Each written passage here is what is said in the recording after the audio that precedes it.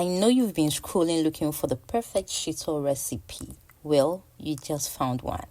Hello guys, welcome to my channel, and today I'm going to be taking you through how to make the perfect shito. Yes, chunky and absolutely delicious. You stop buying shito. That's a fact after going through this recipe with me. And yeah, it's very simple. Anybody can do this. Yeah, so let's get started. First, let me take you through the ingredients we'll be using. We'll be using onions, which plays a major role. You need to use enough onion depending on the quantity you're making. Then pepper, use any pepper of choice. I'm using yellow habanero. With ginger, use more ginger because it adds more flavor. And I also like mine not peeled. You can choose to peel yours. I'll be using salmon and tuna fish for this recipe. You can use any fish you have. You can even use fried fish if that's what you have. It will work just perfect.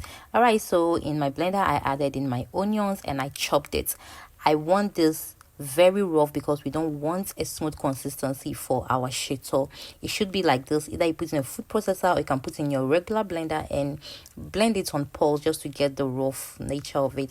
Then I blended my pepper, then my ginger. I added a little bit of sweet red pepper. I don't know how it's called, just for the sake of it because it's not spicy. And we want to avoid too much water, so I added a little water because my blender cannot blend it without water. But if yours can do without water, just avoid the water because we don't want water in this. Then with the fish, I had to squeeze out excess water out of it. This enables fast cooking. It helps it to dry out fast because shito is all about frying and taking out moisture as much as possible.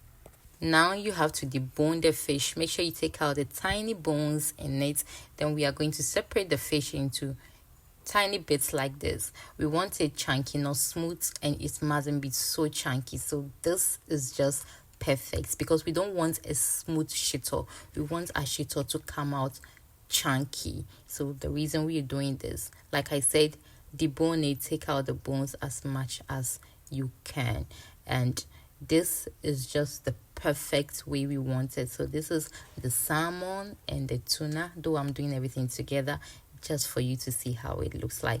Then in our pan we're going to be adding oil in the pan. Then we're adding our fish. That's the first thing that will be going into the oil.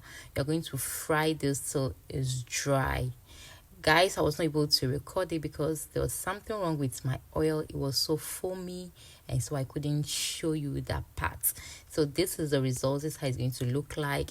It has to be properly fried because it's more like a dehydration process.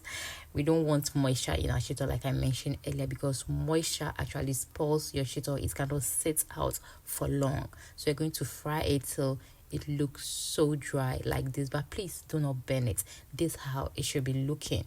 Yes, so we're going to set this aside and we'll go ahead to add our onions in the oil. Like I mentioned earlier, you should chop your onions into this bits, not smooth. You should use a food processor, a blender. You can use a pulse or you can just use a knife and chop it, guys.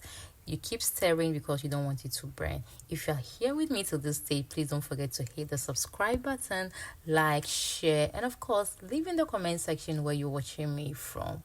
All right, so you're gonna keep stirring till it turns out brown like this, not burnt. That's why you need to keep stirring so it doesn't burn. And you also have to take notice of the level of heat you have on. So now you're going to be adding our ginger and pepper at this point. I mentioned earlier you can use any pepper of choice, dry chili, fresh chili, it doesn't really matter. If you can use dry, that will be a benefit just to reduce the amount of moisture you'll be working with. So you're going to keep stirring this. You keep stirring, you don't stop, because if you stop, it will burn. I keep saying this because this is a caution and it's very, very necessary you take note of this. You don't leave your shito alone. You have to stick to it till the end. So you're gonna keep stirring till it starts turning dark. So at this point you can see the color is changing, but we're gonna stay till it gets a bit darker like this.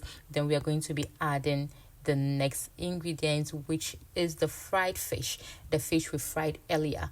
So yes, we'll be adding the fish now because you can see everything is drying up nicely. I'm gonna stir this together, and then of course you're going to keep stirring. But the last ingredient we're going to be adding now is our tomato paste, which is optional. You can decide to leave it this way, that's fine, but I think the tomato gives it a bit more stewy consistency. So not too much, don't do too much at all. With the quantity I'm making, the 2 scoops was just perfect for this quantity. So I stirred this together, then I now added my seasoning cubes. Please take note, you have to taste this before adding salt, because mostly when I do it, I do not add salt, or I add just a bit depending on how it tastes. Because as you are frying it, it gives it that kind of salty taste, so you have to be very careful. So yes, this is just how we want it. Just look at how beautiful it looks. It's not burnt, it's very well fried, and it's so chunky. Guys, this is just the perfect shito you have been looking for. You can store this in a clean, dry container and keep it on your countertop, or you can as well just put it in your refrigerator to last as long as you want it. And make sure anytime you're going to be using this, you use a dry spoon, especially when you're leaving it on your counter. You use a clean, dry spoon. Then when you finish, you close it tightly and leave it on the countertop. This will prevent your shito from spoiling as it stays on the countertop. Alright guys, thank you so much for watching, and catch you in my next one. Until then, stay safe. Bye.